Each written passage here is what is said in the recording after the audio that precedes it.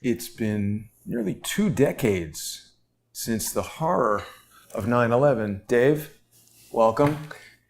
I'm honored to be joined by members of the Lawyers Committee for 9/11 Inquiry. Dave Meiswinkle, welcome to the show. Jason, thank you very much. We're honored to be on your show. Thank you very much. And you've got a group of your associates with you today. Do you want to introduce everyone, and then we can get into the presentation? We certainly would like to. Mick Harrison's our litigation director for the Lawyers Committee, and Meryl Nass, who is a doctor, an expert at Anthrax. She's a consultant for the Lawyers Committee. And Graeme MacQueen, who is a doctor and professor of religion in Canada, and an author, is a member of our Anthrax committee. Right.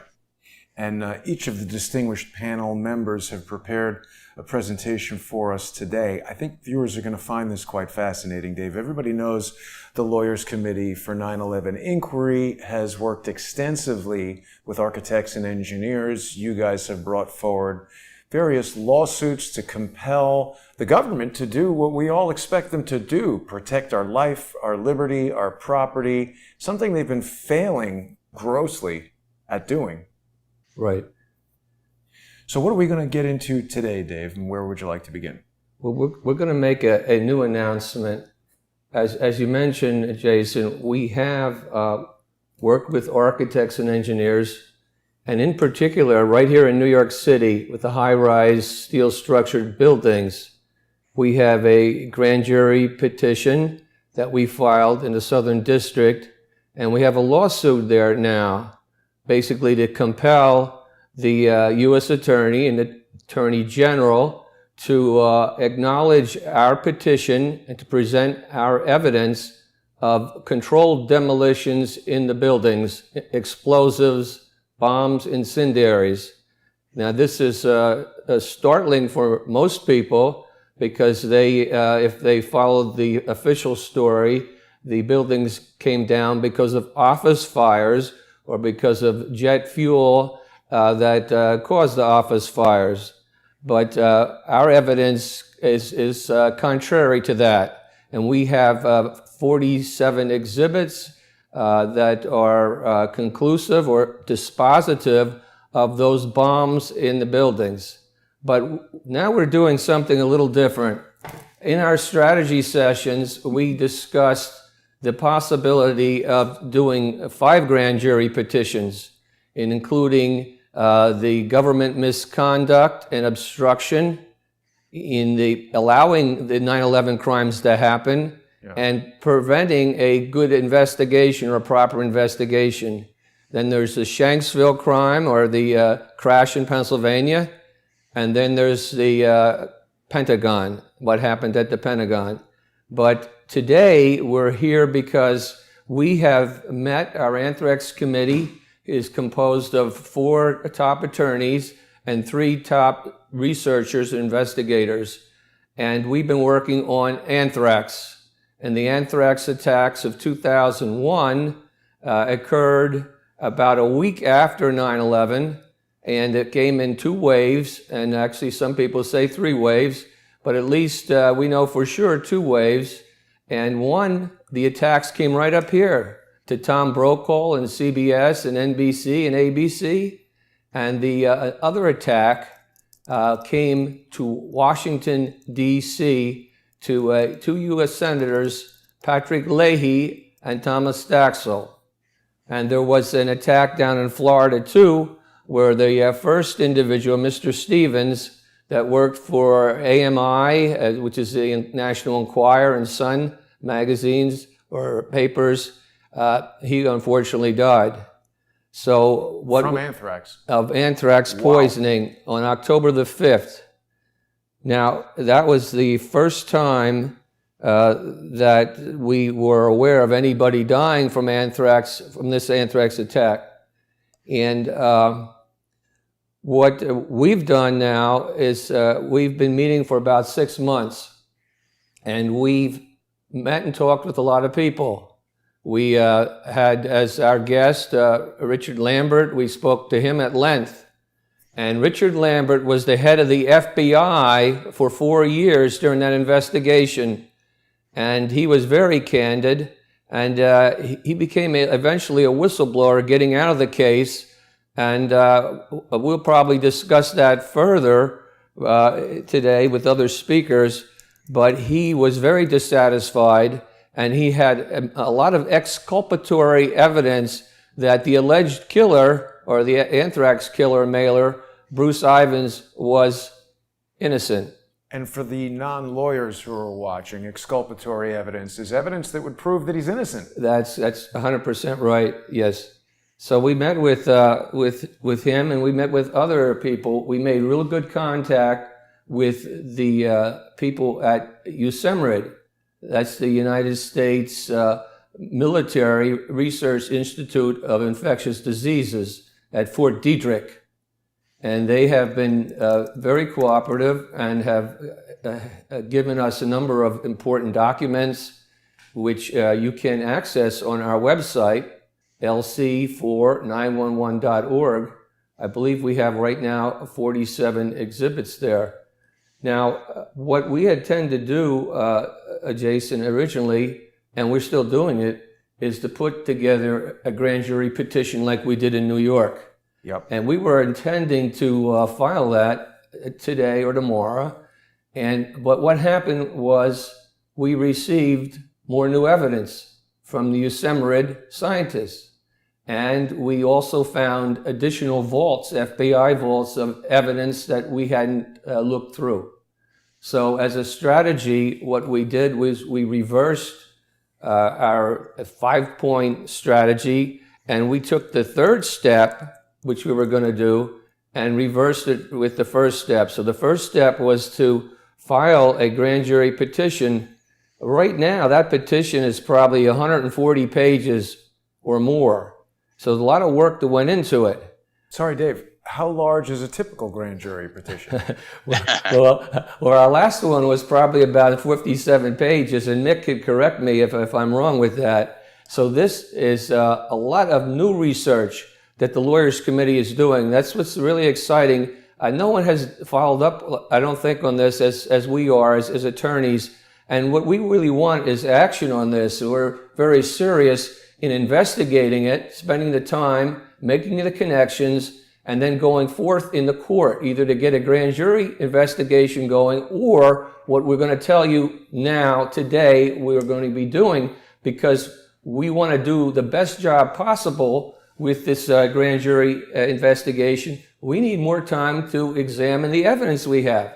So we have enough evidence to do what we were going to do on the third step, and we've been thinking of doing it for a long time. We should point out that this whole impaneling of a grand jury, this is stuff that Robert Mueller should have done as the FBI director 19 years ago, isn't it? Listen, you're right, and it was done. This is the kicker. We'll get to it and what happened to it. But what we're going to do now, our third step, we're making our first step. Today, we are petitioning Congress. We're sending a petition that you may have now, that you can actually show the face of it, at least to the audience, along with the exhibits. And that's it right there. And we'll be talking about that a bit today. Mick will be talking about it a little bit more. It will be sent in today to various congressmen, and eventually all the Congress will receive this petition.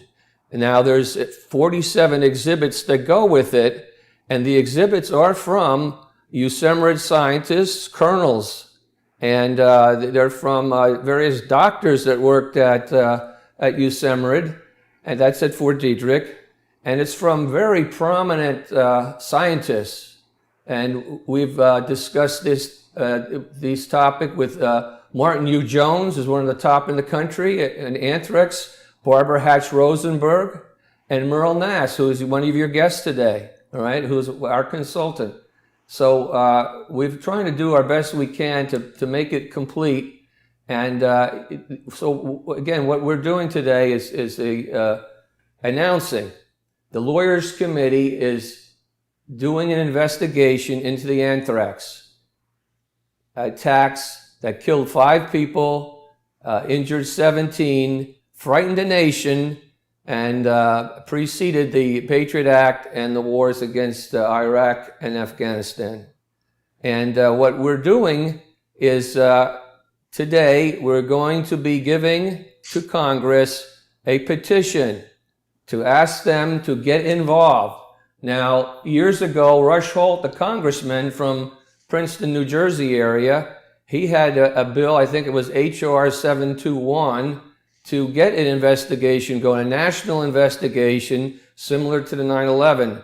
So that would be one of the things that we want to do, to get a different type of counsel in there because of the evidence that we're going to show you of obstruction and or fraud and or just ineptness by the FBI. Now, no shortage of that. Now, what I would like to do is precede this with just to change the energy for a second, because all of this, it exists within a context, and 9/11 was outrageous, as we all know. It was never examined properly, and we're still pushing to get that done. As everyone probably knows, there's no statute of limitation on murder. So we can keep it going as long as we can keep it going. But I just want to, again, put it in a little different flavor for a second, only for a second.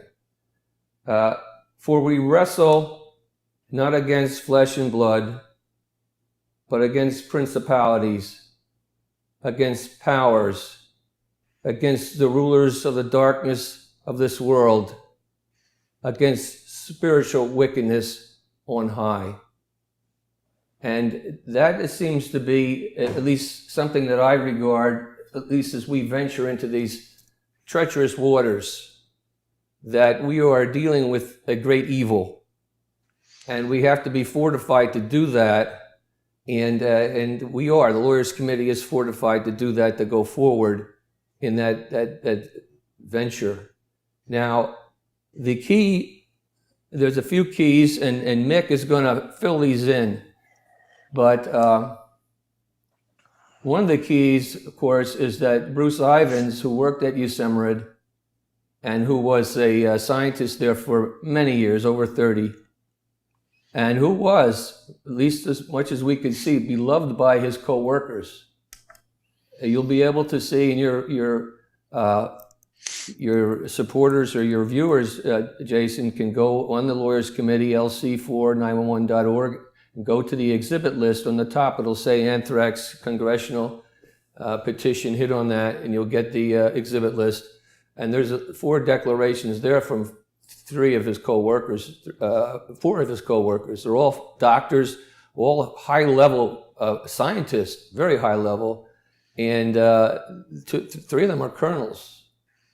And they're very upset. And the sense that I've gotten by talking to a lot of these people is that none of them believe that Bruce Ivins was the murderer. None of them. Colonels in the U.S. Army. 3 of them, yes. Wow. In fact, we had our petition was reviewed by a colonel before we submitted it, and it was reviewed by one of the top scientists in anthrax in the country before we submitted it. So we believe what you read in these words here are accurate. We wouldn't put it out if we didn't believe it was accurate. But so, as I said, Bruce Ivins, I worked at USEMRID for over 30 years, and he was beloved by his fellow workers. He was a juggler. He taught people how to juggle. He would use stilts, big stilts. He played the piano. He was a singer and a poet, and he was a jokester in some ways. But overall, he was a good guy. And smeared by the FBI. What's that? He's been smeared by the FBI and the press. Totally smeared. Now, like all of us probably, there's things that we like to keep to ourselves. But because he was so probably honest and forthright with the FBI, whatever he told them, they investigate him as a suspect, but they sort of smeared him with it too. Wow. And they presented it in a way that it created a circus. and he had some mental health issues to begin with. He made it worse.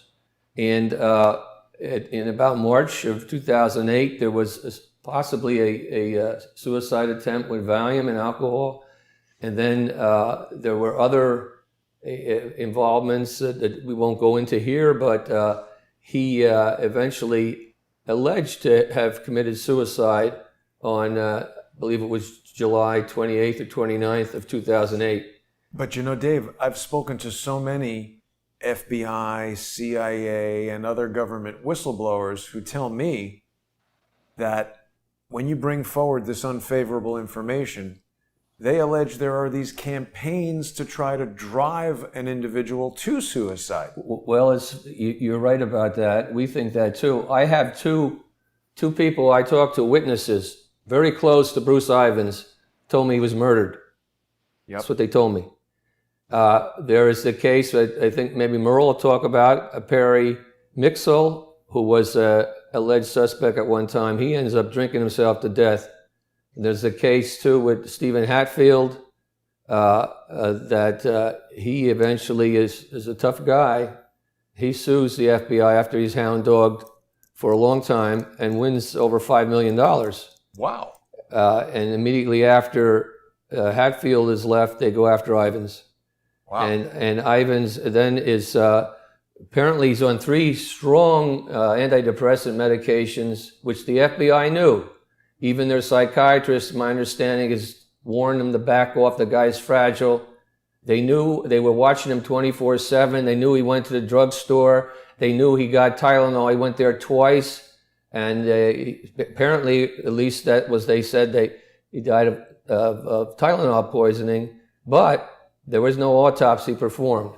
All right. And I believe his body was cremated. Wow. I think because the family wanted it, but I'm not sure about the latter. But there was no autopsy. So what our investigation has shown is that one is that Bruce Ivins is not the Anthrax killer. He was involved with the mailing, and he was involved with the producing of the anthrax that eventually was sent out.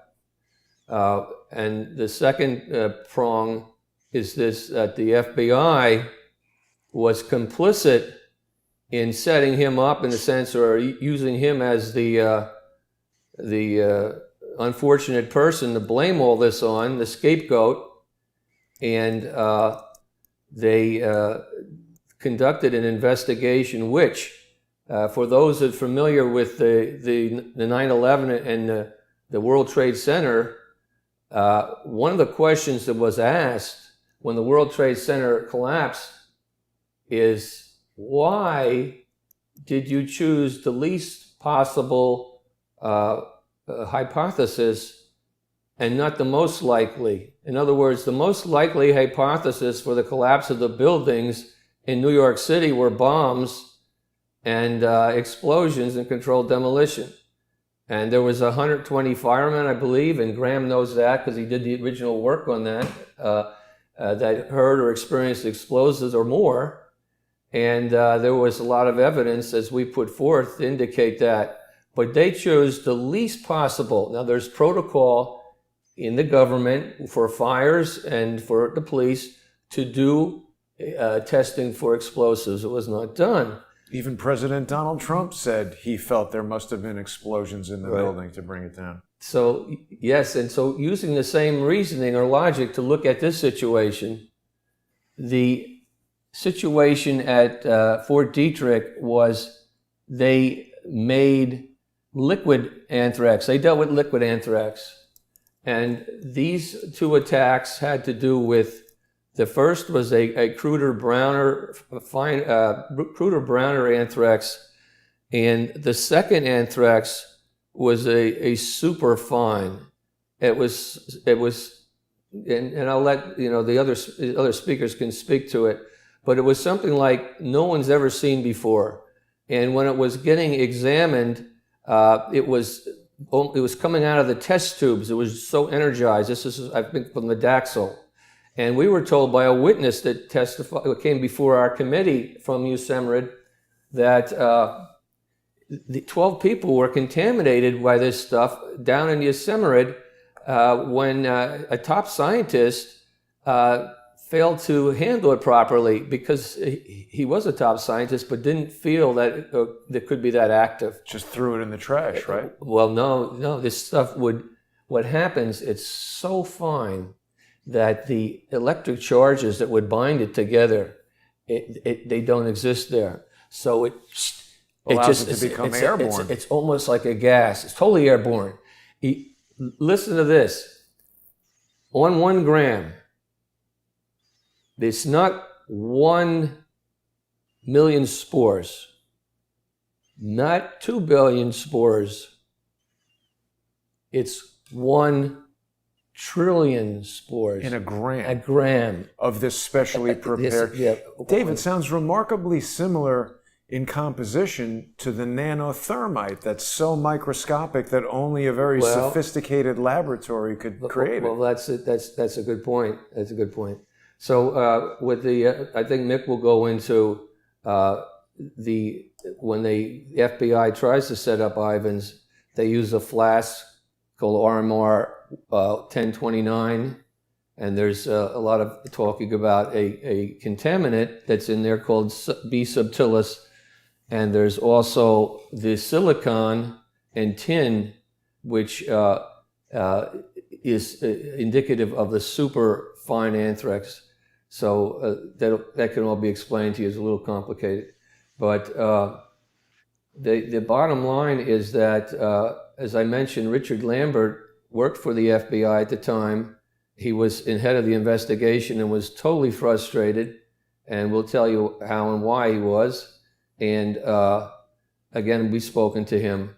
So as I said before, the major points of our investigation thus far are that Bruce Ivans was innocent, that it was a travesty of justice on him and his family, that only a congressional inquiry can probably help at least get the truth out, and that the FBI is a suspect. The most likely culprits, as I said before, the least likely was the scientists at Fort Detrick, because they only dealt with liquid. And to a man or woman, they said, we can't make it here. We don't have the equipment, and we don't know how to make it. And Bruce Ivans didn't. The likely suspects were Battelle Memorial, the CIA, works for the CIA, and they were working on 3 projects then. That's a person, Battelle? Battelle Memorial is a big, it's actually a nonprofit research, but it's all connected to government contractors, and Dugway Proving Ground. So they're the most likely because those ingredients I mentioned before with the B subtilis and the tin and the silicon, they're experts on that. All right? Is that Battelle right there? That's Battelle. That's it. So the 3 points again that I'm going to make in my little talk is that Bruce Ivans was innocent, and our investigation will prove that. The FBI obstructed the investigation and did so deceptively and fraudulently, and we can prove that, or at least we have evidence to indicate that. We'd like to do the third thing, which is let Congress investigate it or set up a special counsel to do so. And I'm sure that not Mick, Robert Mueller. Not Robert Mueller. No, exactly. And Mick and Meryl and Graeme can supplement that and have a lot more to add than what I just said. So I think that's what I wanted to say at this point in time. Thank you, Jason. Yeah, and before we pass it on to our panel, I do want to remind Crowdsource the Truth viewers that they can support the Lawyers Committee for 9/11 Inquiry by going to the website lcfor911.org. There is a donate button right here, and I presume you guys are a 501c3?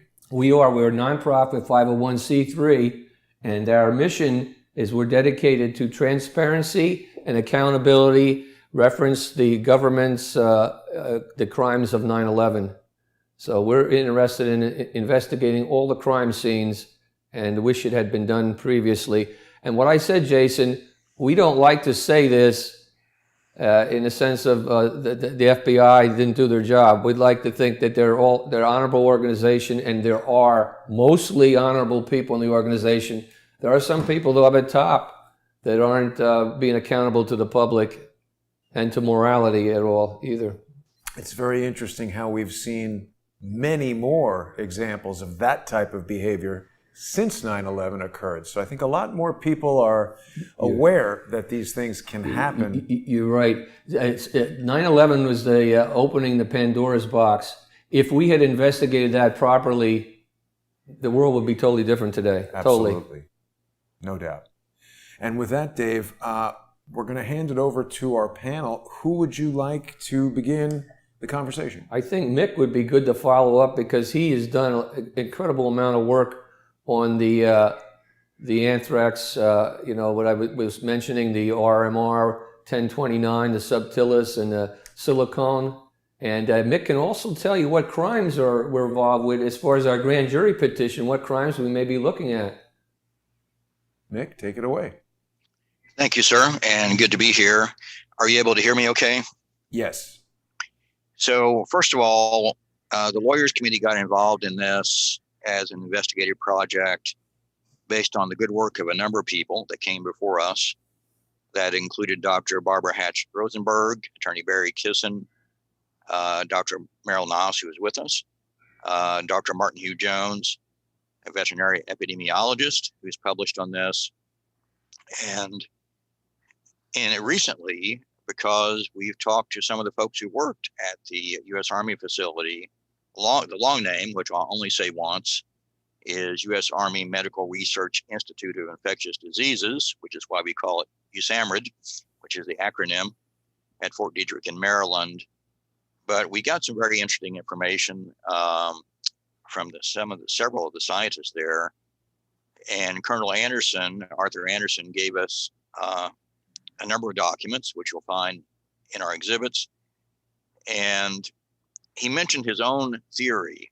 And you may or may not remember that the FBI basically pointed the finger at Bruce Ivins based on what they called some state-of-the-art science, which in their view created a fingerprint in the attack anthrax that would point to its source. And they looked at the DNA of the attack anthrax, and they found a number of DNA variants, which they call morphs, basically mutations. And based on the analysis, they determined that they should be able to identify where the anthrax came from, not necessarily in the final form it was used in the letters, but where it started, its source, by looking at all the labs in the country and some out of the country that used anthrax and testing samples from each and determining which of those labs had a DNA pattern that showed these special morphs. And if there was only one, which I think was their theory, that should help them at least know where the culprits got their anthrax, the attack anthrax. Doesn't mean that the source was the culprit, but it means the anthrax would have come initially from there.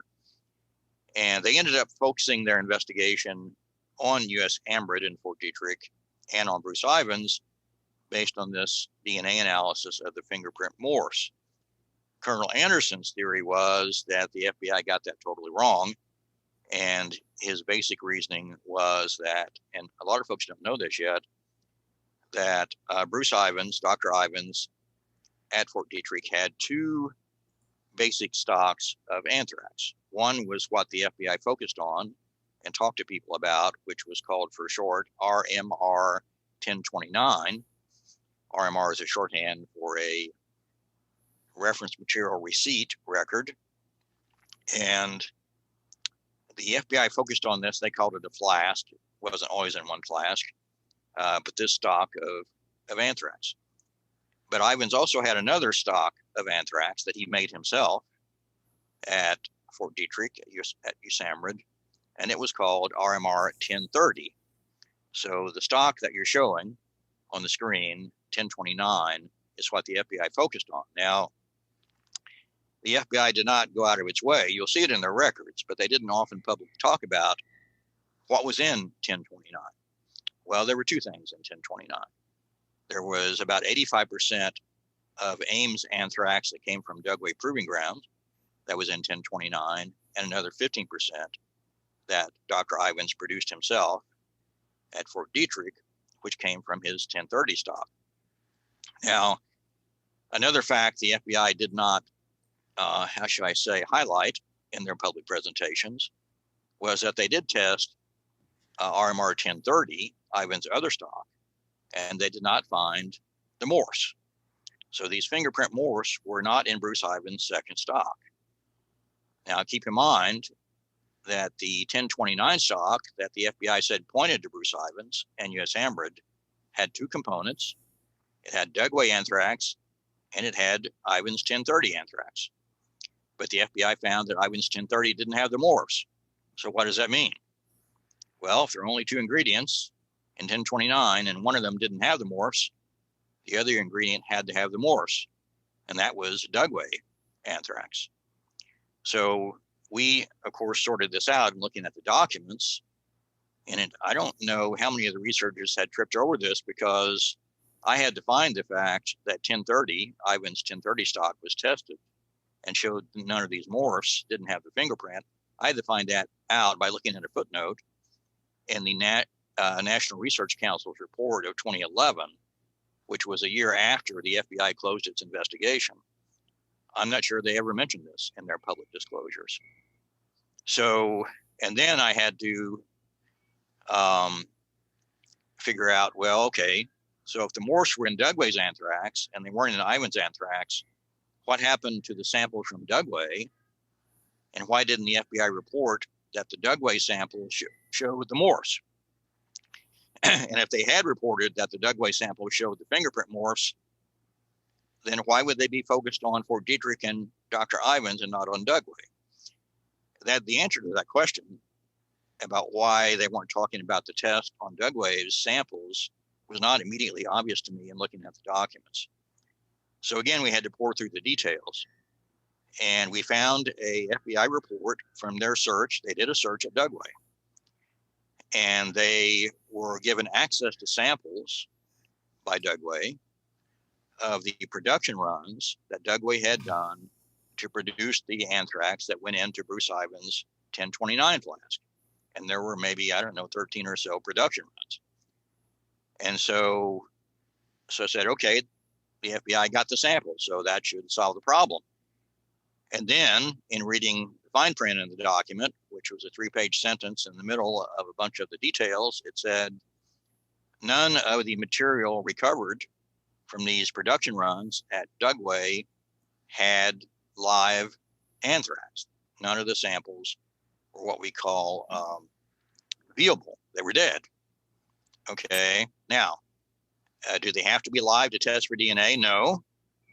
So then I said, okay, they got the samples, they were dead, but they still should have been tested for DNA. So then I had to go search and see what the FBI did with the dead samples and why they didn't report that they tested them for DNA and found the fingerprint Morse.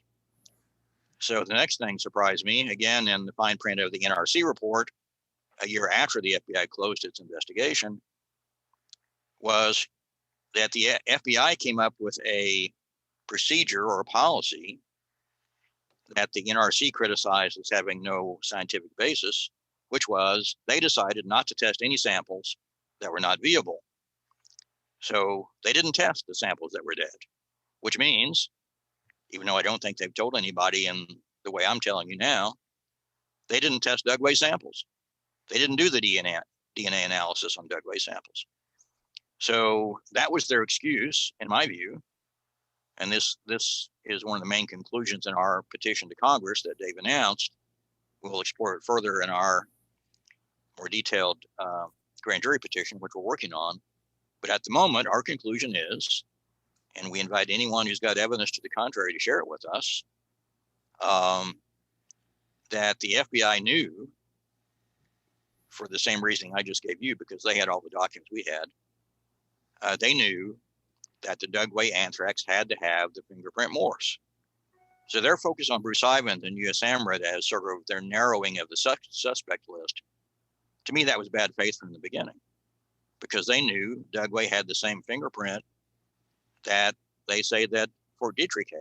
And they knew that the only reason that Ivins' stock had it, the fingerprint, was that it came from Dugway. So our evidence suggests to us that the FBI decided, and it looks to me to be intentional, they decided to not test the dead samples from Dugway for DNA, even though they could have. And that allowed them to say the only samples we have showing the fingerprint came from Bruce Ivins' 1029. But of course, they knew that that was a misrepresentation, because had they tested the Dugway samples, the same result, the fingerprint, would have pointed to Dugway. Now, they also had records, as we have, that shows that Ivins' 1029 anthrax went to Battelle in Ohio, and Battelle and Dugway shared anthrax as well. So the bottom line is, the FBI had no reason to narrow its suspect list to U.S. Amrit. And then, of course, they wanted, once they falsely got to that focus, which was only, Fort Detrick, U.S. Amrit, then they wanted to focus on Ivins. And their way to do that was another bad faith part of their purported analysis. They said that Ivins controlled 1029. It was in his possession. He had access to it. No one could get access to it without going through him. Well, that's not the case. We have information from the folks who worked at U.S. Amrit who say clearly that this flask you're showing, 1029, it was sometimes stored in Bruce Ivins' lab, but sometimes it was stored in another building, building 1412, in another room, I think it's room 115, at U.S. Amrit, and it didn't even have a lock on the door for the room in which the flask was stored. Wow. Now what that means is that 100 people or so just at U.S. Amrit would have had access to the same 1029 anthrax flask that the FBI says has the fingerprint of the attack anthrax. And then you add to that another 100 or 200 at Dugway and whatever it is at Battelle.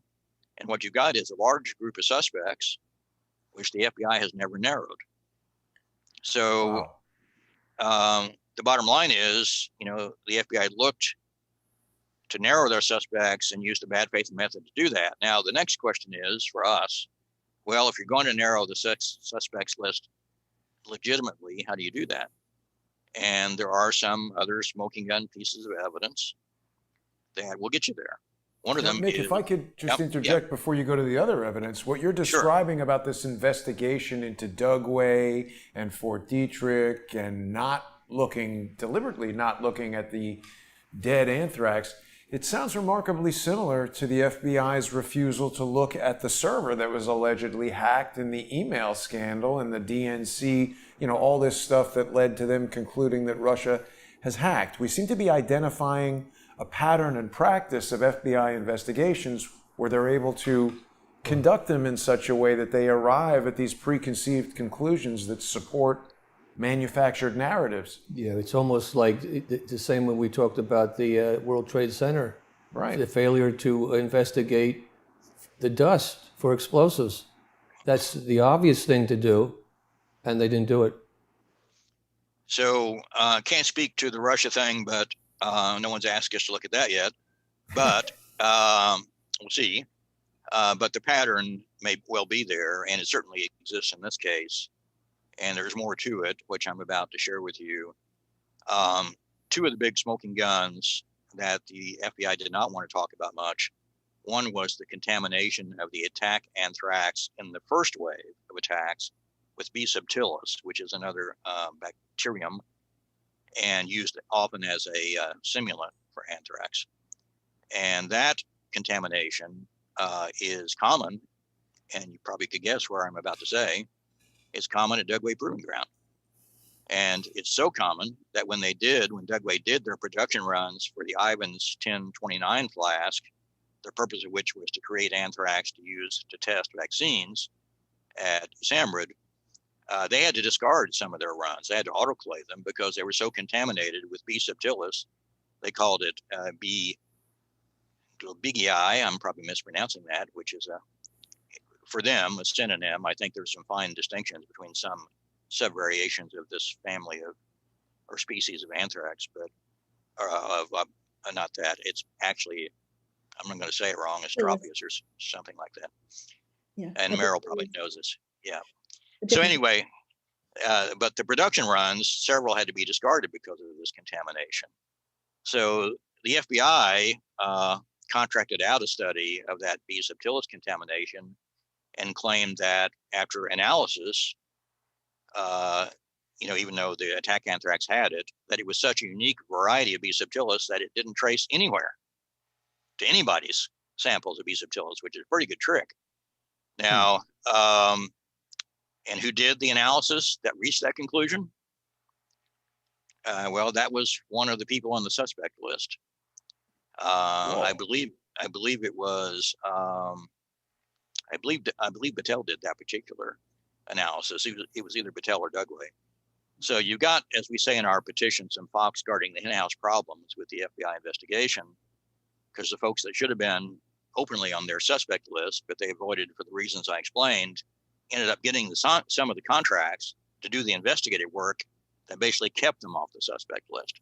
Mick, forgive me for interrupting again, but this is just, the pattern exists again, because the people that did the investigation, the forensic computer investigation into the server, was a private firm called CrowdStrike, which was started by a Russian expatriate and a former special agent of the FBI, Sean Henry, essentially creating an FBI cutout that is not the FBI, that's carrying out investigative work that should be done by the FBI, but in fact, as you've just described with Battelle, this CrowdStrike group, if anything, should be on the list of suspects. Sure. Well, hang on. We're not talking about that other investigation. So if Dave is agreeing with you, he's speaking for himself. We haven't gone there yet, but the pattern pointing out is here in the anthrax case. And the other big smoking gun was silicon or silicone, depending on which study you're looking at. And the first wave of the 2 attack letters had silicon in large quantities. About 10% of the entire weight of the New York Post letter was silicon. And even though the FBI wanted to say there was no sign of what they call weaponization by putting silicon externally, not inside the spores, but externally to separate them, the bulk of that silicon in the New York Post letter was external. It was not inside the spores. So that's something the FBI glossed over. They also didn't explain where it came from. And it didn't come from Fort Detrick and Bruce Ivins, because they did test his 1029 and 1030. 1029 showed no silicon. 1030 had a few spores with silicon, not much, nothing close to the Post letter. The second wave of attacks had silicon also.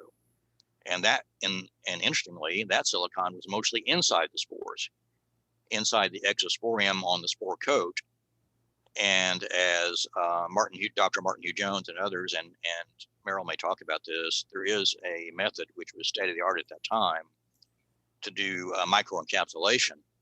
And it may have been used by the perpetrators, or it may have been used by the source of the anthrax innocently, and the perpetrators basically stole the anthrax and used it in the attacks. But that microencapsulation using silicon or silicone was another smoking gun. It pointed away from Bruce Ivins, away from Usamrid, and Battelle had the capability and did some studies using silicon, as I understand it, or silicone. Dugway, I believe, had that capability. So another reason why basically the FBI was looking in the wrong direction and should have known it. Now, I don't know how much more time I have, but we want to stop in 60 seconds. And then if somebody wants to ask me questions, you're welcome to. The sort of clincher on the FBI's approach to this was some of the private investigators, Meryl was probably one of them, brought to Congress's attention this problem of the evidence of the Bacillus subtilis and the silicon not pointing to Ivins or Usamrid, but pointing elsewhere, including Battelle and Dugway. And so Congress people, started to learn about this. And there was a hearing, congressional hearing, and Congressman Nadler and Senator Leahy asked Director Mueller from the FBI, how did you eliminate these two labs, Dugway and Battelle, from the suspect list? And after beating around the bush, the director of the FBI said, I'll have to get back to you on that, because he didn't know. And several months, yeah, well, it was his job. But anyway, he got back several months later to Congress, and he gave a very, in my view, illogical and disingenuous answer. And I'm going to paraphrase it here, but it's in our exhibits. You can read it and quote it. He basically said they eliminated the two labs, even though they had received samples of the 1029 anthrax with the fingerprint morse in it, even though they had received it. They eliminated those labs from suspicion because even though they had the capability to produce the dry powdered anthrax that Dave talked about in the second wave, I don't know if he wanted to talk about the silicone yet, but even though they could have produced the dry powdered anthrax, they were eliminated because, and this is the part that doesn't make any sense, because they had not received samples of the anthrax with the fingerprint morse, the 1029. So he said in the same sentence, they had received it, but they were eliminated from suspicion because they hadn't received it. And you'll have to stop and figure that one out, because I'm working on it and I still haven't got whatever logic was in his mind. Now, he may not have said what he meant, but what he said made no sense. Now, what he should have said, and what was not revealed to Congress and should have been put in his, at least his follow-up letter, he should have said, okay, Battelle got it, Dugway got it, meaning the anthrax with the fingerprint morse, and they had the ability to use the silicon found, and they may well have had subtilis contaminated anthrax, which means they're more now the focus of the investigation, and Ivins and U.S. Amherst should be not the focus. He should have said that. He didn't say anything close to that. So let me stop there. That gives you the gist of what we're talking about. There is, of course, more detail. Absolutely. So, Dave, we've got many other panel members with us. Who would you like to hear from next? Let's hear from Meryl. Sure. Dr. Meryl Nass, welcome to the show. And why don't you just share just a little background information about yourself for our viewers who are perhaps unfamiliar. You've done some breakthrough work studying anthrax and other infectious diseases. Yes, I am the first person who was able to study an epidemic and show that it was actually due to biological warfare and not a natural occurrence. I did that, I published that in 1992, and I was studying the 1978 to 1981 anthrax epidemic and epizootic. So it was anthrax in people and anthrax in cattle, also in Zimbabwe during its civil war. So about 200 people that we know of died, and many thousands of cattle, and we don't know how many. I did that work. I've worked on the anthrax letters case. I've worked on several pandemics since then, and I'm an internal medicine physician. Right. An MD, we should let everybody know, who is coming forward and talking about this stuff. YouTube hates it when we question the World Health Organization. And Doctor, of course, not questioning science is totally anti-scientific. We're constantly making new discoveries, and this is the only way, as far as I understand it, that medical technology and any technology moves forward, is by constantly questioning the results and using peer review and various aspects of the scientific method.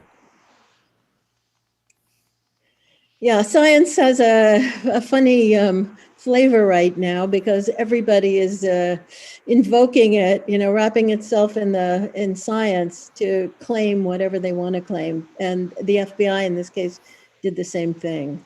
So I actually can't see what slide you're on, but I think we go to my slide 2.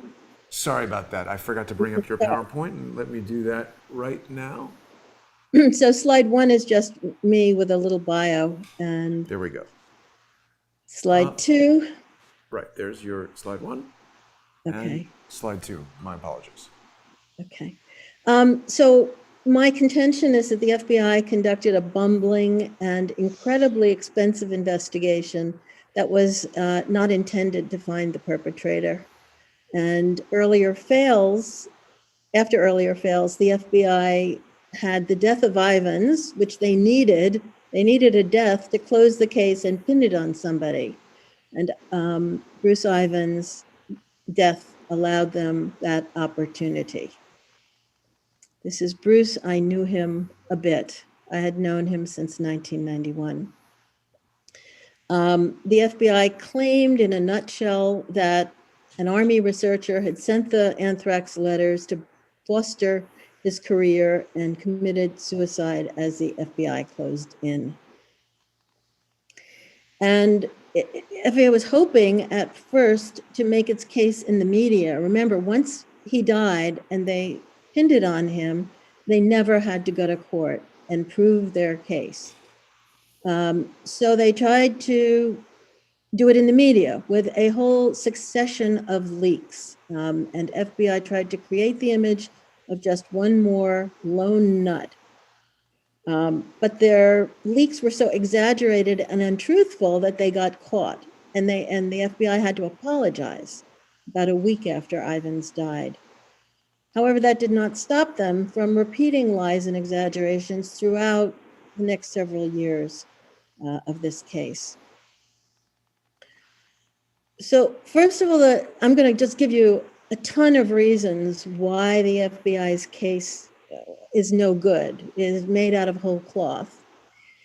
And the case only makes sense if you think backwards that, okay, they've got a death, Ivans has died, now they have to create a case. And so they had to work backwards and figure out what are the circumstantial, pieces of information we can use to try to pin it on Ivans at that point. When you look at it that way, then all of this crazy stuff makes more sense. Excuse me. So first off, the FBI knew, for the reasons that Mick and David have already outlined, that the anthrax didn't even come from Ivans' flask or from anywhere at Fort Detrick, because they were unable to find the Bacillus subtilis contaminant. And they also never found any spores that were prepared with silicon in the coat, the way the spores were in the second set of letters. Yet, FBI created a smokescreen using the term science. We have all of these brand new scientific techniques. They've never been used in microbial forensics before, and it's super good, and we're spending $100 million to do it, and everybody's going to be convinced. And they just kept repeating that for years, even before Ivans died, because it was a way they could pin the case on anyone and still say, we're using the science to do it. After Ivans died, to try to put a lid on things, the FBI held 2 press conferences for scientists and for journalists. And they had FBI minders who managed those press conferences, and they did not even identify the names of who all those people were.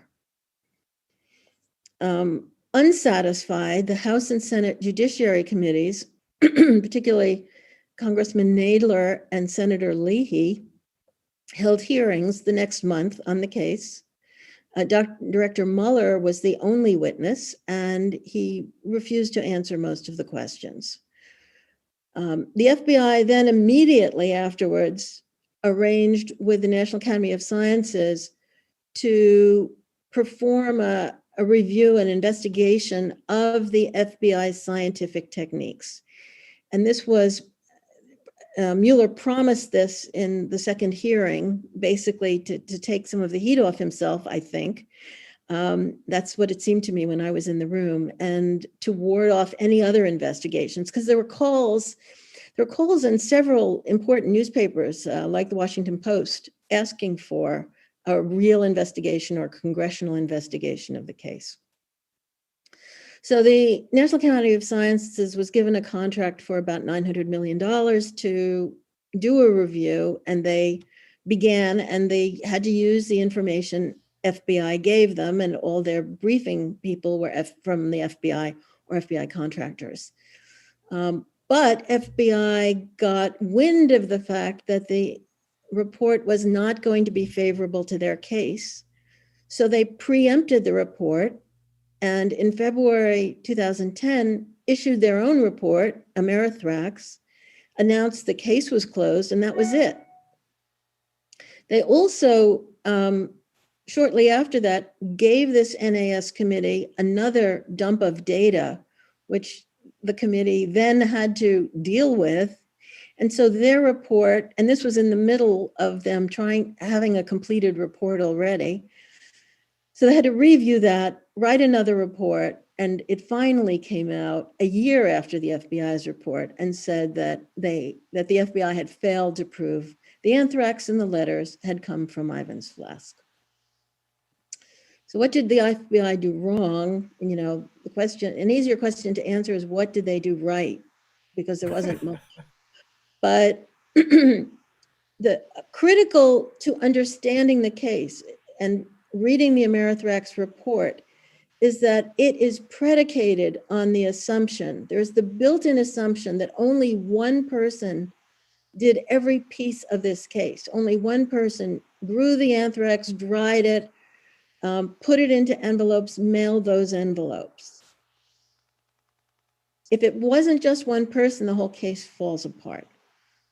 Of course, they don't say that that's the built-in assumption when you read it.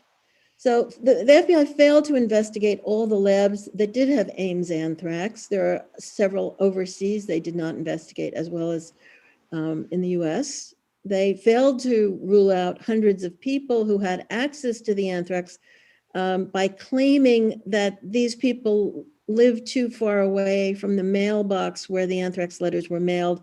Therefore, they couldn't have gotten there in time and gotten back to work.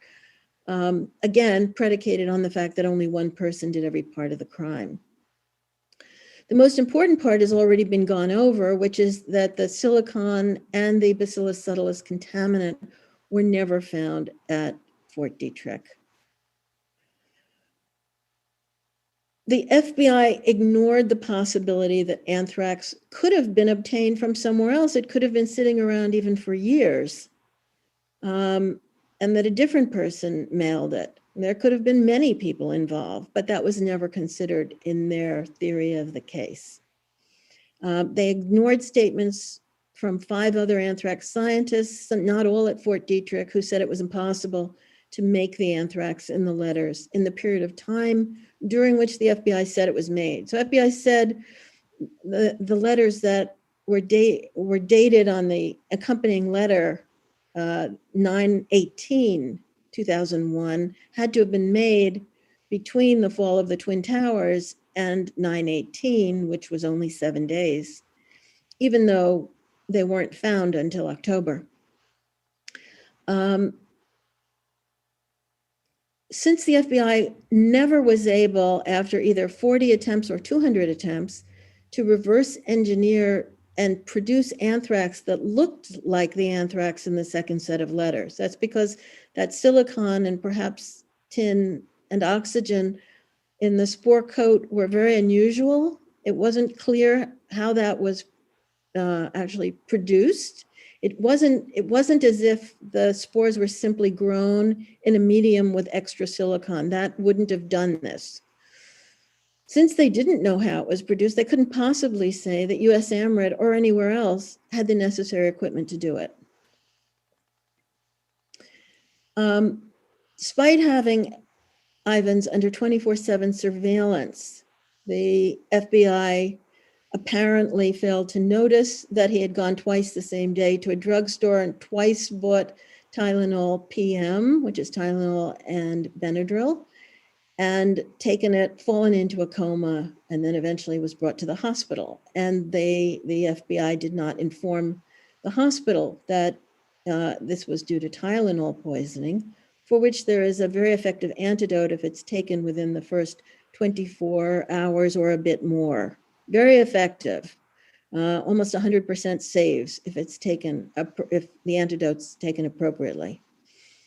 But of course, FBI needed a dead person so that they could close their case without a trial. It took the FBI an unexplained 10 months to swab the New Jersey mailboxes in the Trenton area looking for anthrax spores. Then they claimed they found a mailbox near a storage facility for the KKG sorority that Ivins had allegedly been obsessed with. You know, what did they really get the right mailbox? Big question. FBI initially claimed that the water the spores were grown in was shown using isotope analysis, I believe, to only have come from the Frederick area, and said that the envelope, that there was a tiny defect in the stamped envelope that the letters were mailed in, that was only sold at the Frederick, Maryland post office. And later the FBI had to walk back both of those two claims, which were not true. Again, the Anthrax report claimed that they assessed the scientists on the basis of whether they knew how to make the kind of anthrax in the letters. But since there's no evidence that anybody knew, we don't know a single person yet who knew how to make the anthrax in the second set of letters. So that's clearly fallacious. FBI claimed Ivins was working very late at night during the weeks before the letters were sent. But in fact, he was performing routine experiments, and the FBI covered that up. Eventually, it came out when somebody else FOIA'd for his lab notebooks. That was several years later. Ivan's so-called therapist, who just had a bachelor's degree and had quite a number of prior legal charges, was accompanied to the courthouse by an FBI agent to get a restraining order against Ivins. And much of the lurid claims about him all emanated from this one woman who then disappeared to an undisclosed location, came out once a year later to make a rehearsed statement, and then disappeared again. FBI really wanted to have the last word on this case, in my opinion.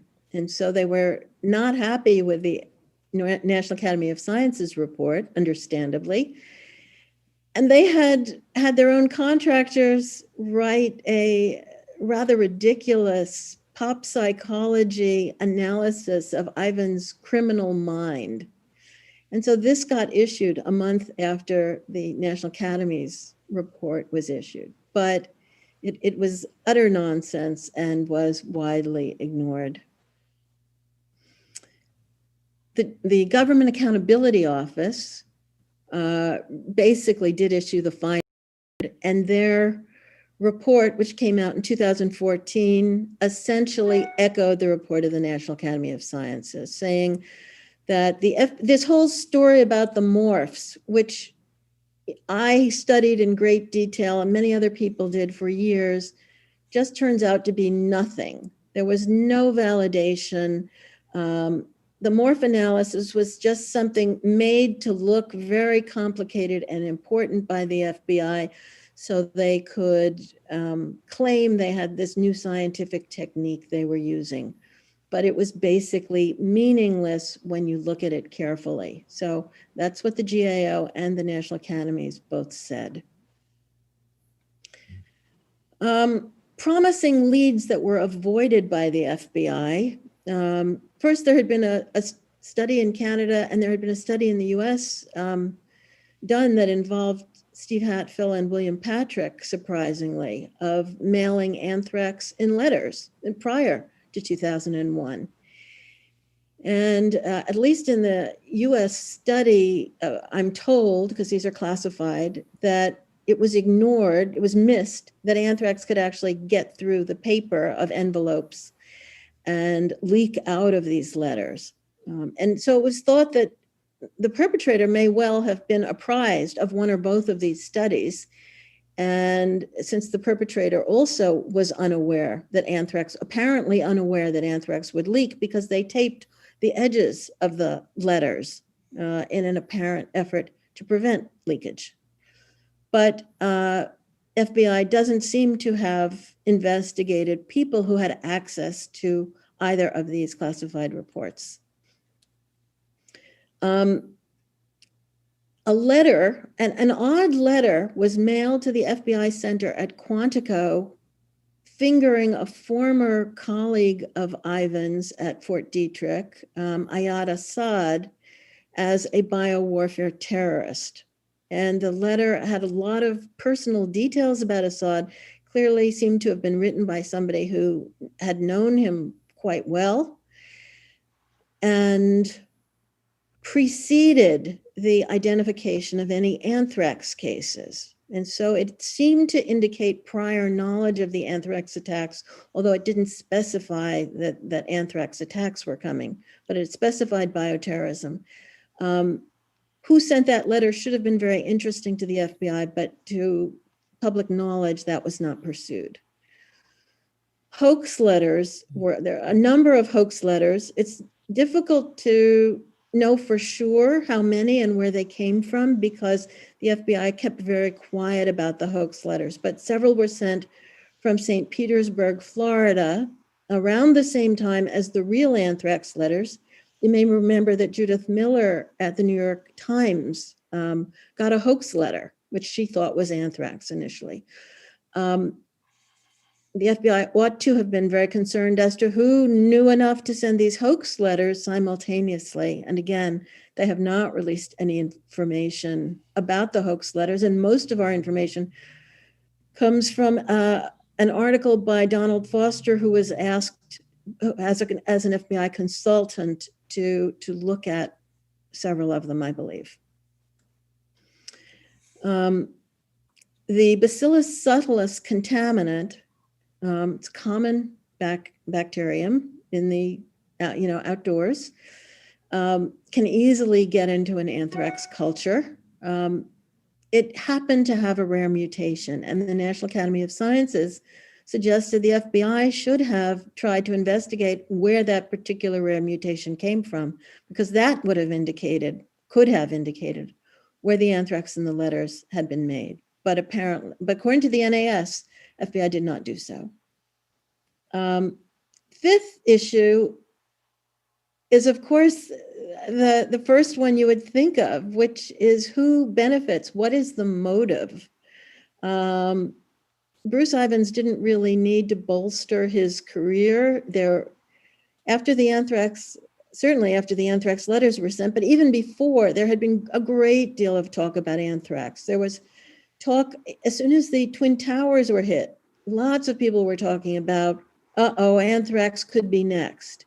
And I was getting calls in my office about anthrax before any anthrax letters were identified, talking about the possibility of anthrax being used as a bioweapon. The thing was, everybody knew or believed that Iraq had anthrax, and at one time it probably did. And in fact, the United States had transferred one of the Volum strains of anthrax to Iraq's Atomic Energy Agency through the American Type Culture Collection, and that transfer had to be registered with the Department of Commerce. I'm guessing, but I can guarantee you that the U.S. government was aware that this company in Manassas, Virginia, was transferring anthrax to Iraq. So we knew they had anthrax. We were pretty sure they had made anthrax. And this, by the way, was a strain that had been used by the United States early on as a strain that was weaponized for biological warfare in the 1940s and 50s.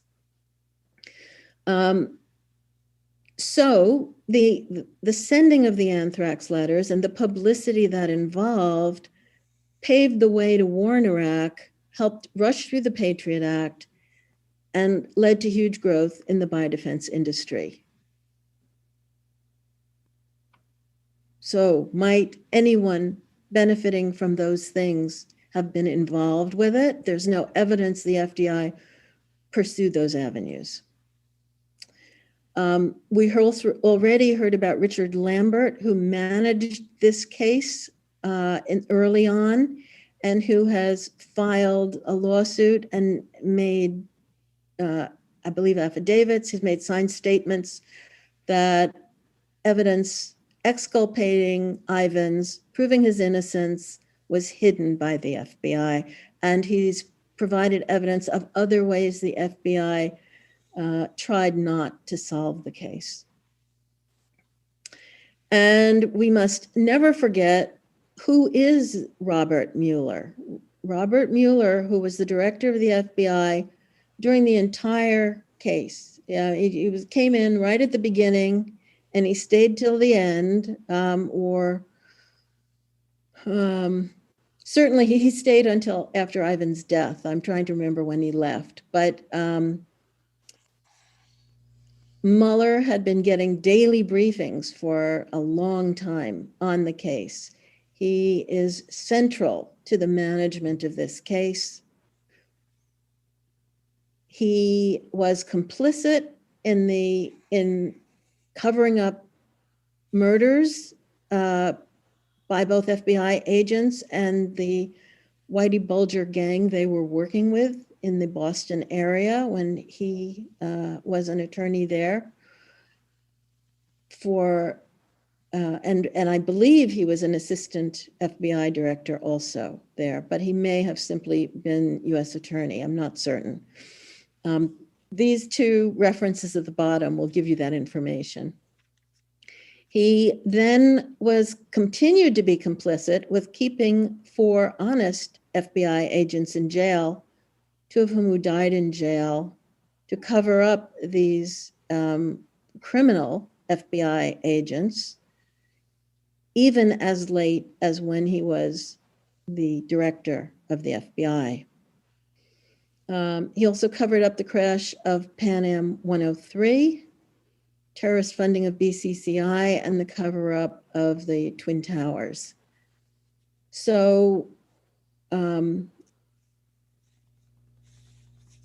I doubt he would have any compunctions about covering up the Anthrax letters, and I would think he would be one of the people who knew how to effectively do that.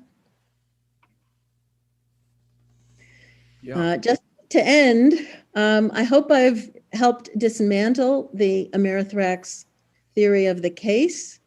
I've added 3 extra slides as appendices, and I covered this case in extreme detail, as did many other people who commented on the blog during the years 2008 to 2011, if you want a very fine degree of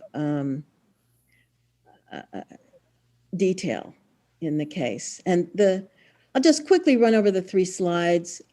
This talks a bit more about the conclusions of the GAO report in Science Magazine.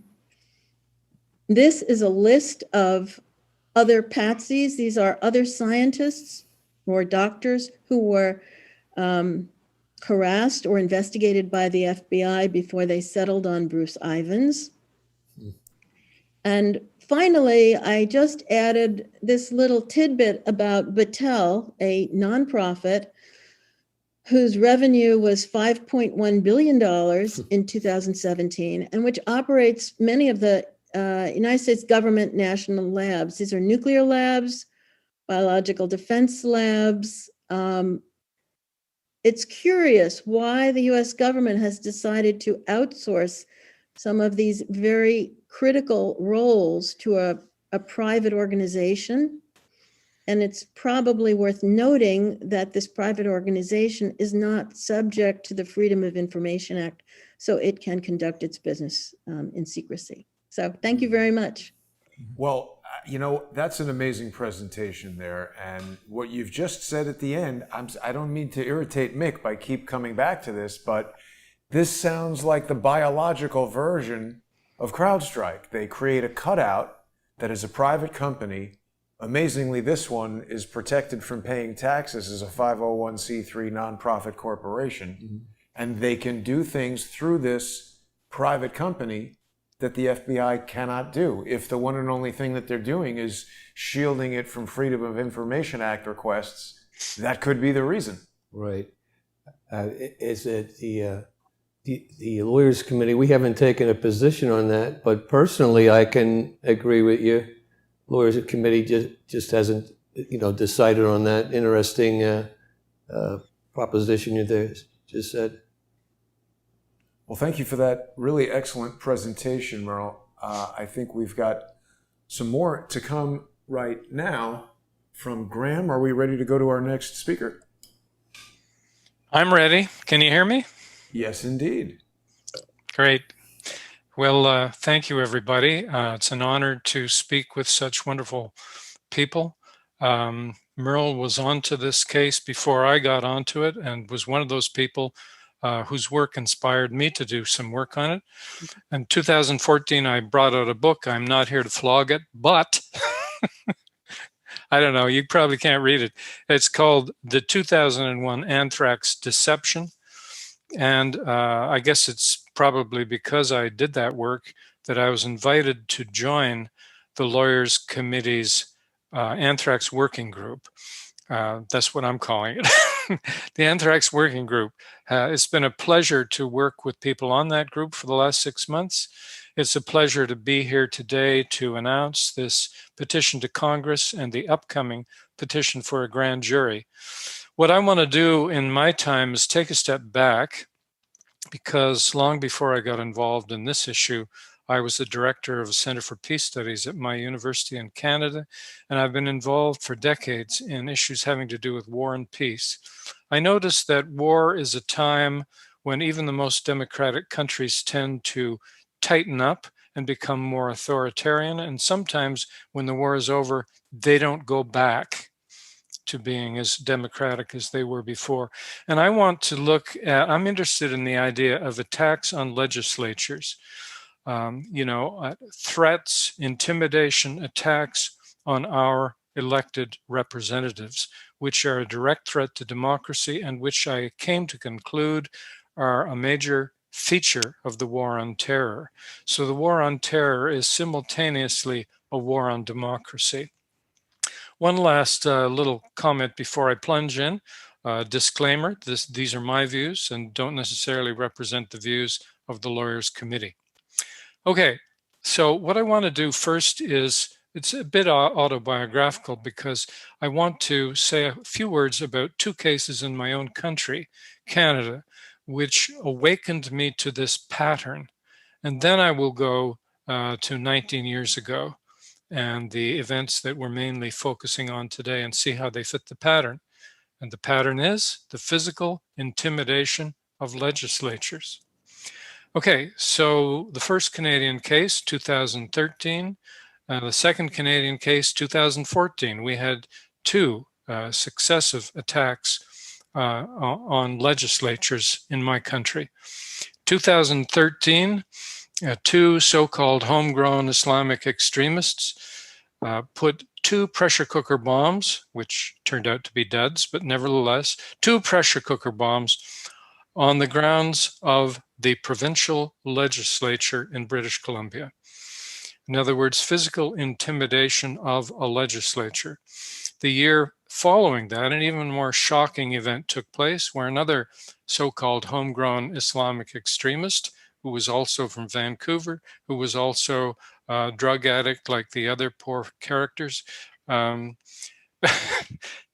was found to have committed the worst security breach in Canadian parliamentary history when he shot a soldier at the War Memorial in our capital city of Ottawa, and then managed to, with his rifle, run into the front door of Parliament, center block of Parliament, run down the hall, yards from the Prime Minister and his caucus, which were meeting behind an unlocked door at the time, before falling in a hail of bullets. He was supposedly died with 31 9mm bullets in him.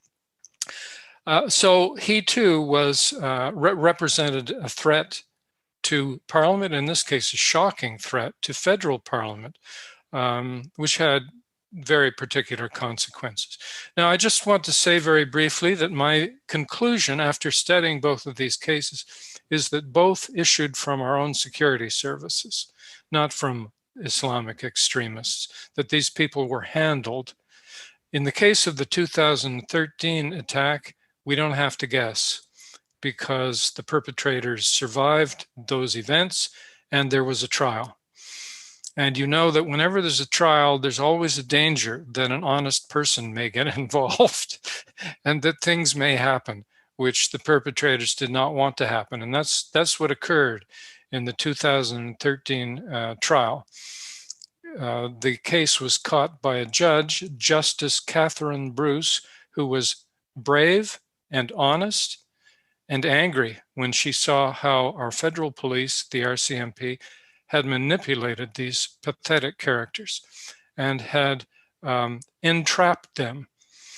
And so she threw the case out. Technically, she issued a stay on the proceedings, and her 134-page judgment is definitely worth reading.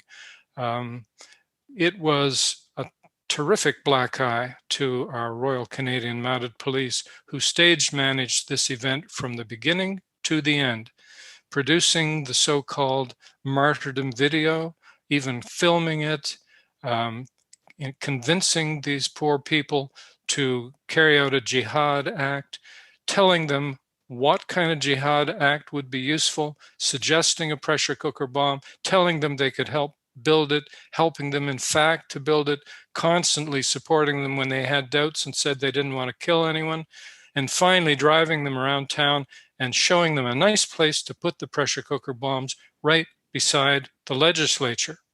So this is an outrageous example of the police intimidating a provincial legislature in my country. And in this case, they were caught red-handed doing it. The following year, 2014, perhaps they learned their lesson. If you make sure the perpetrator ends up dead, then there will be no court case, there will be no trial, there will be no serious attempt to discover what happened. And indeed, the only investigations that took place were carried out by the police themselves.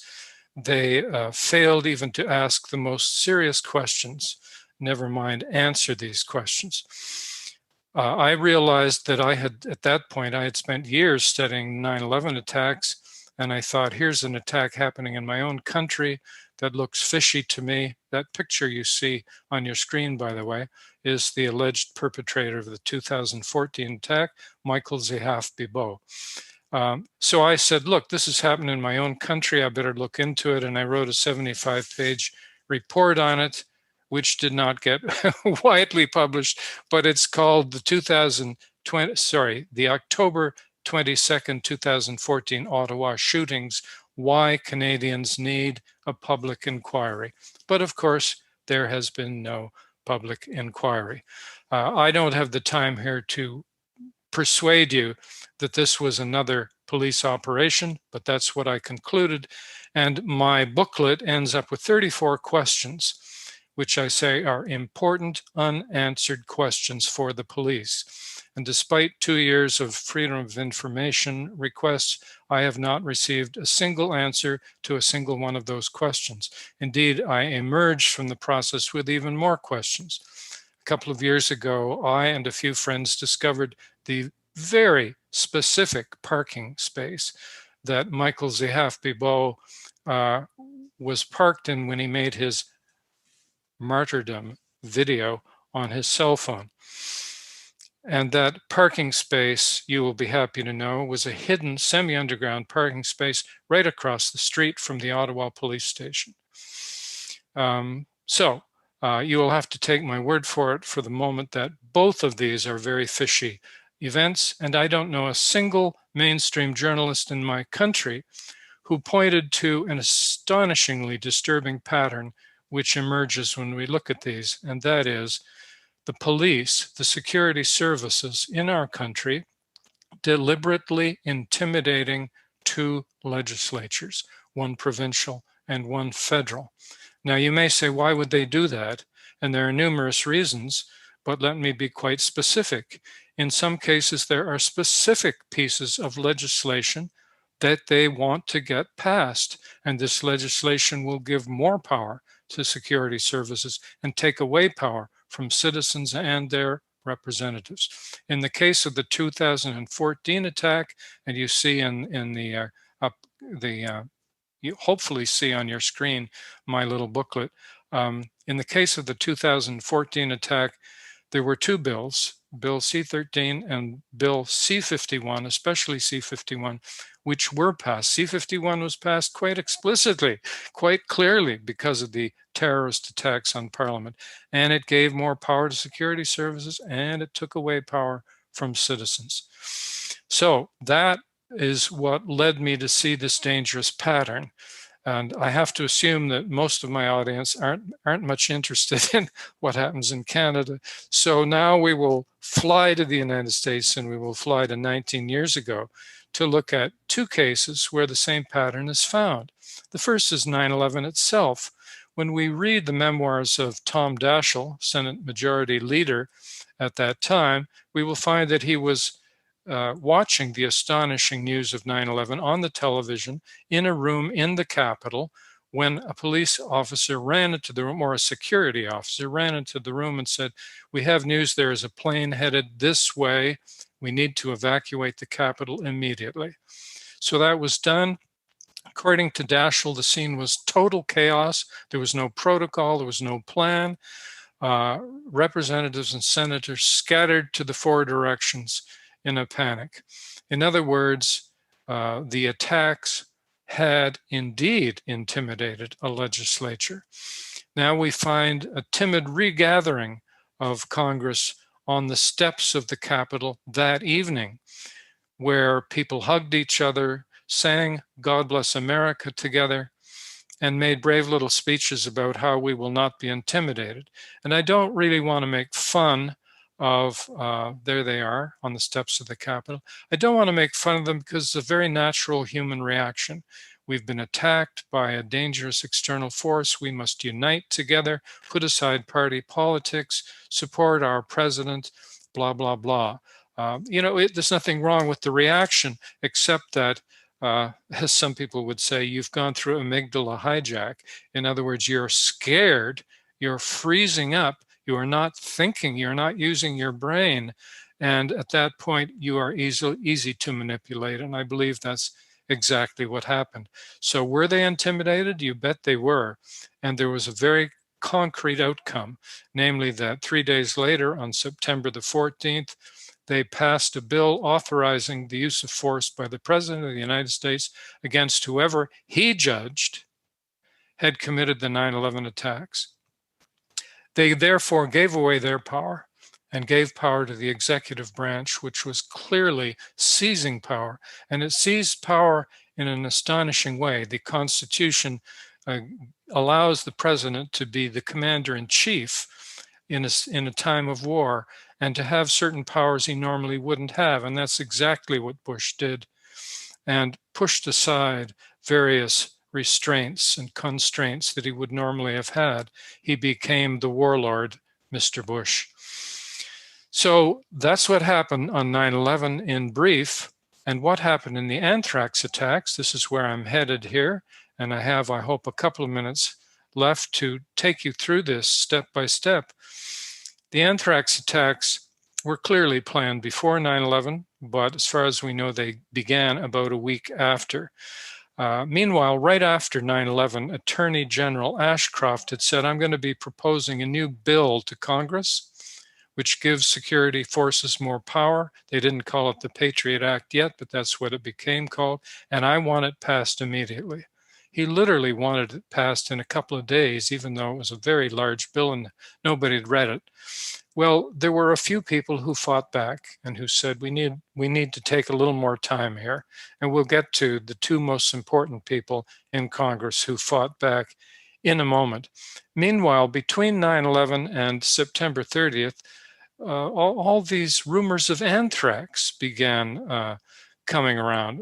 Meryl mentioned this. Very odd, really, because the first actual diagnosis of somebody having the disease of anthrax was October 3rd. That was Robert Stevens. Meanwhile, for a couple of weeks before that, we have so many rumors of anthrax that people are running out and buying Cipro as to take in case they get the disease of anthrax. In any case, let's skip to September 30th. By this point, the Patriot Act has not yet been passed. Ashcroft is very angry. He keeps telling the Democrats that they're leading to their recalcitrance is putting the whole country, including Congress, at risk. And on September 30th, the New York Times has on its front page that something to the effect that experts say there may be a germ attack. And we have an offensive on that day by members of the administration in order to get this passed by October 5th. The October 5th deadline seems to have been first announced by Vice President Cheney, but other members of the administration supported it. So let me just review that again. The administration chooses October 5th as the deadline by which they want the Patriot Act passed.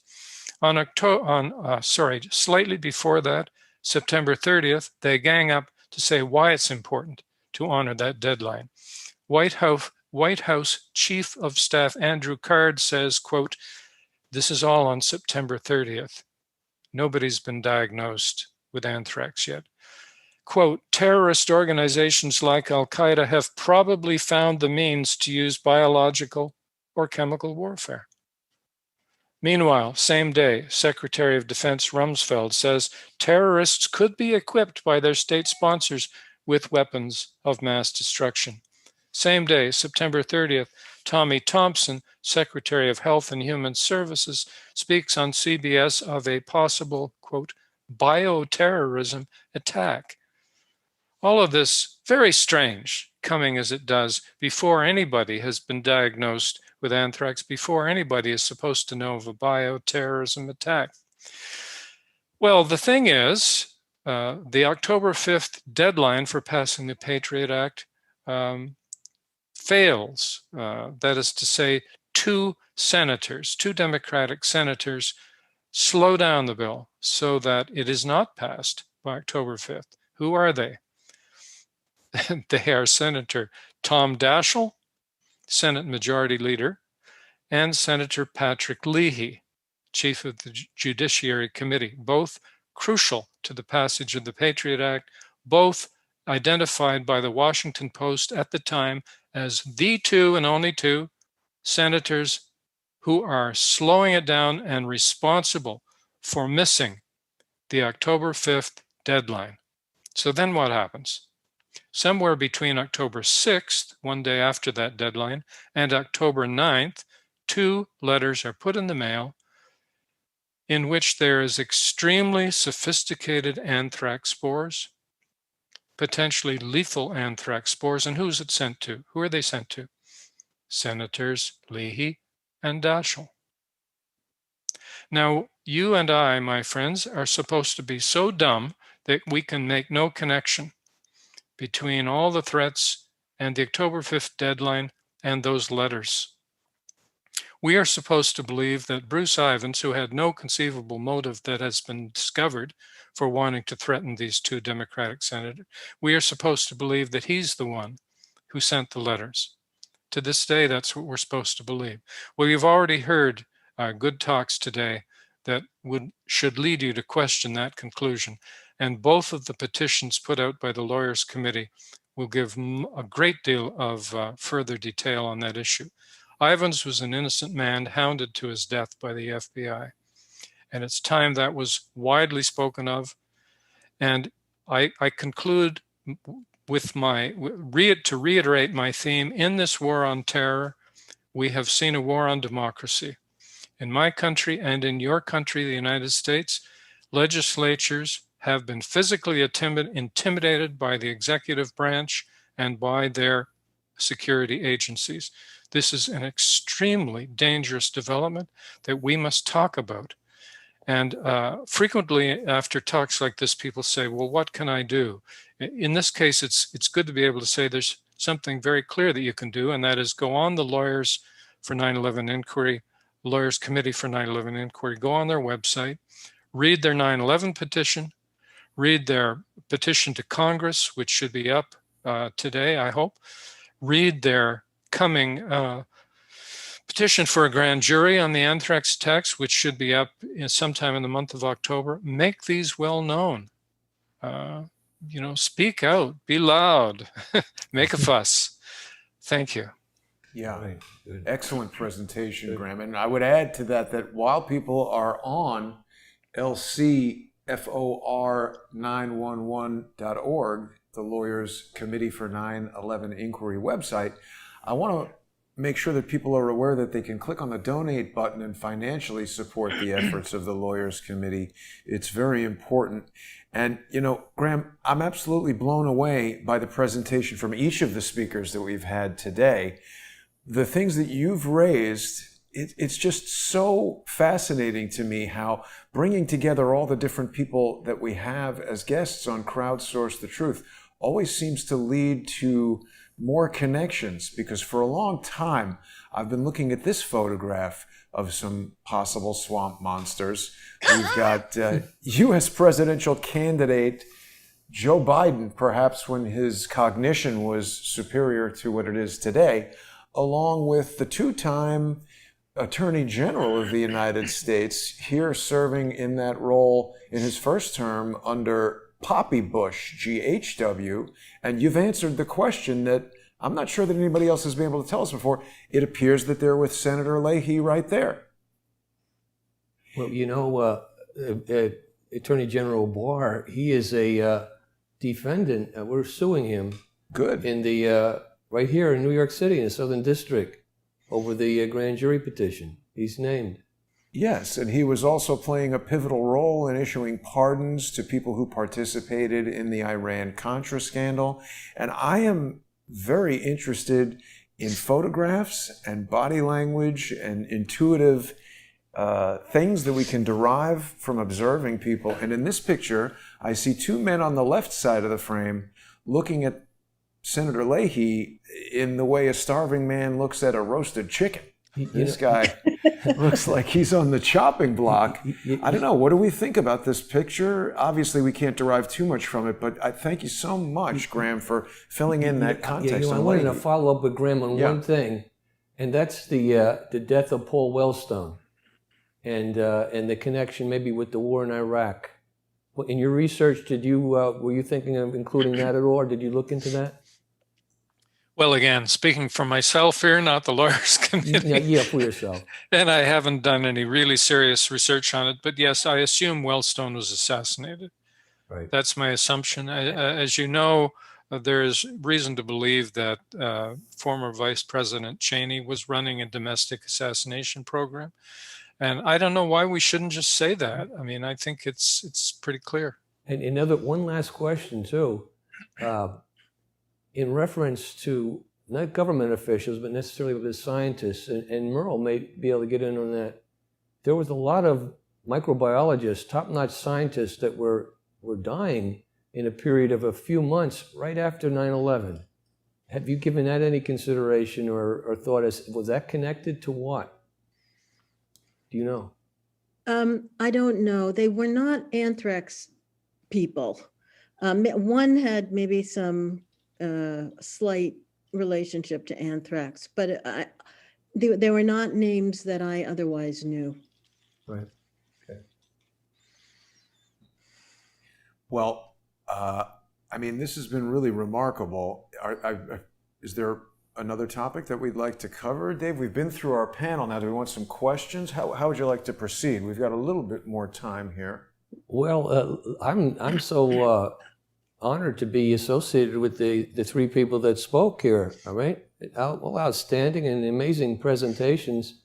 I think from my perspective, it's just to try to get the word out that there is another side to the story, and that the Lawyers Committee is intent in investigating these serious crimes of 9/11, as you mentioned before, Jason. It's been a pivot. Ever since then, things have been closing down. And we have, in some ways, 24/7 surveillance. Yeah. And we've lost a lot of our freedoms because of that day not being properly investigated. So we have an event coming up, a big event, the Lawyers Committee on Sunday, which Meryl and Graeme will be at, and Mick and myself. And that's sponsored too, it's co-sponsored with the Truth Action Project, which is called TAP. And so the Lawyers Committee and TAP are going to be putting that together. And we have a host of amazing speakers, including Francis Boyle, who is the world's expert on bioweapons. And this was the first bioweapon attack on, certainly on a congressional people. And that's what we're looking at. I'm sure this is the beginning of bioweapons, but there might be some more analysis of bioweapons up to today that impact all of us. But maybe I would like to turn it over to the speakers. Maybe they have some points that they want to raise, they think are really important.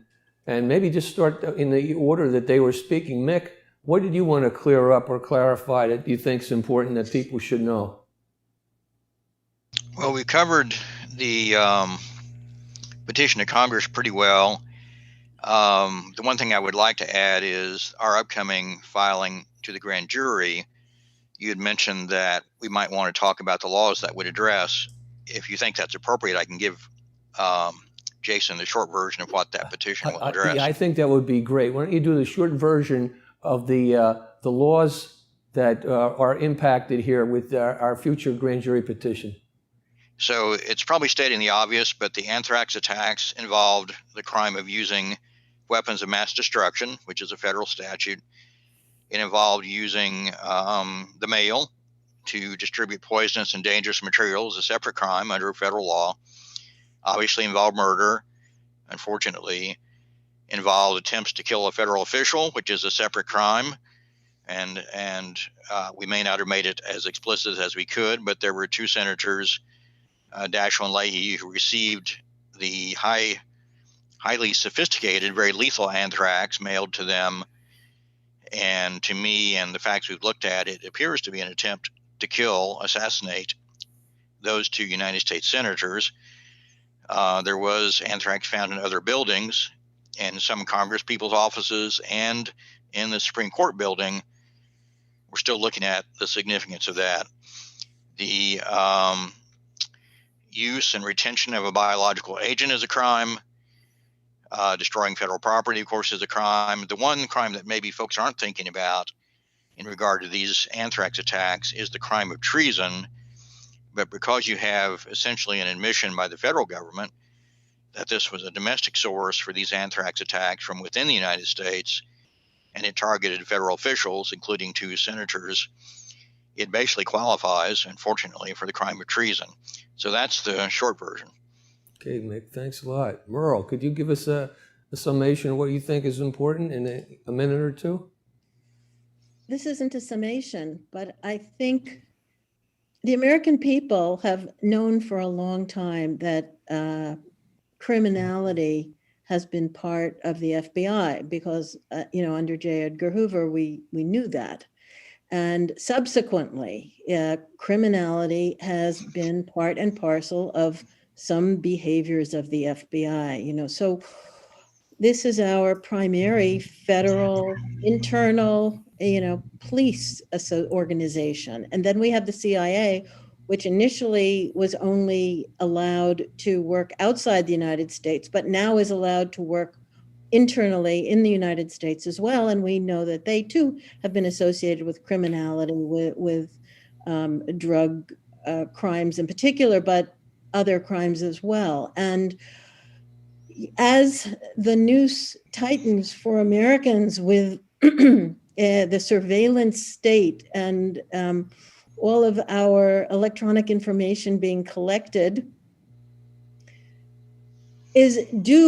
are we still going to tolerate having criminality at the center of our law enforcement agencies?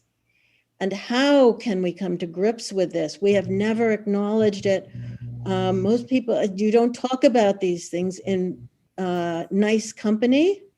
And I believe and now we are being prevented from talking to each other in person most of the time because of the coronavirus. And perhaps that is part and parcel of the plan, is to keep us separated. But I think what we talk about in polite company now needs to change. And I hope everybody will think about that. Thank you. Graeme, do you have the last word? Well, you've heard lots from me. I don't think I need to say too many more things, but two brief comments. I don't want to take us off on a wild goose chase by talking about COVID-19, but Meryl brought it up. So let me just say that legislatures almost everywhere in the world are weakened at the moment. I just read a report by, I don't remember what it's called, I was looking for it here, something like the Union of Legislatures, going through one country after another. You know, subcommittees suspended, normal activities interrupted, attempts to use Zoom instead of meeting in person, masks, social distancing, and a lot of power going to executives. And that, in fact, there's a lawsuit in Canada by attorney Rocco Galati against the federal government. And one of the first things he says is that you have dispensed with Parliament and you have violated our Constitution. So we need to think about this weakening of legislatures, regardless of what you think about the pandemic, why it came about, what it is, doesn't matter.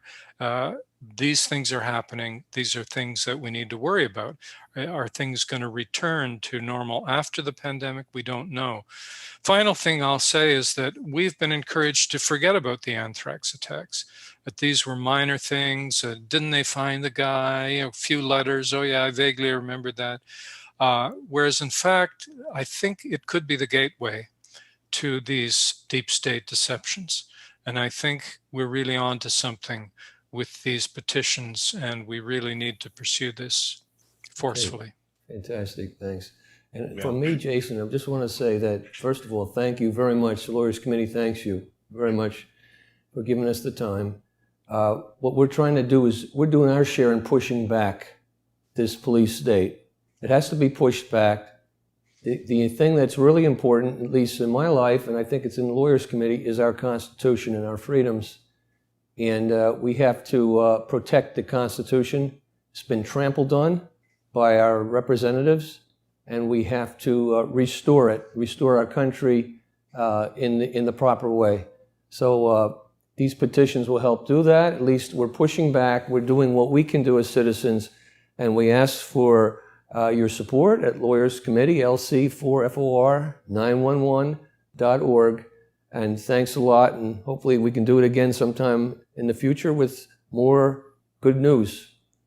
Absolutely. And you know, I want to thank each of you, each of our panel members today for joining us. It's always my pleasure to be involved with the good work that you guys are doing. And of course, tomorrow we're commemorating the 19th.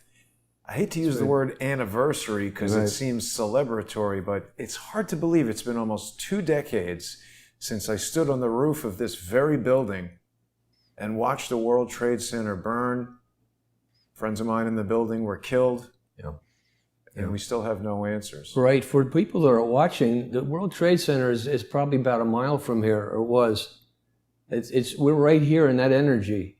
And as Jason said, he watched it. And we're all feeling that experience still. The whole nation was traumatized. So we have to reclaim ourselves and get back to being Americans in the most positive way.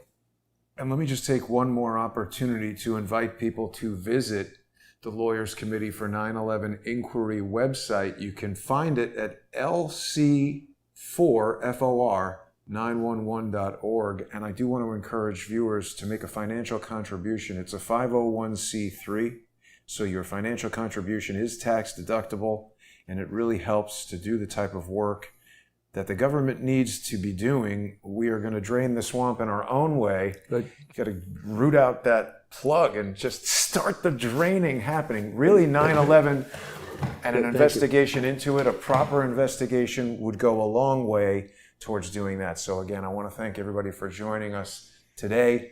I want to encourage viewers to sponsor Crowdsource the Truth by going to subscribestar.com/crowdsourcethetruth or patreon.com/crowdsourcethetruth.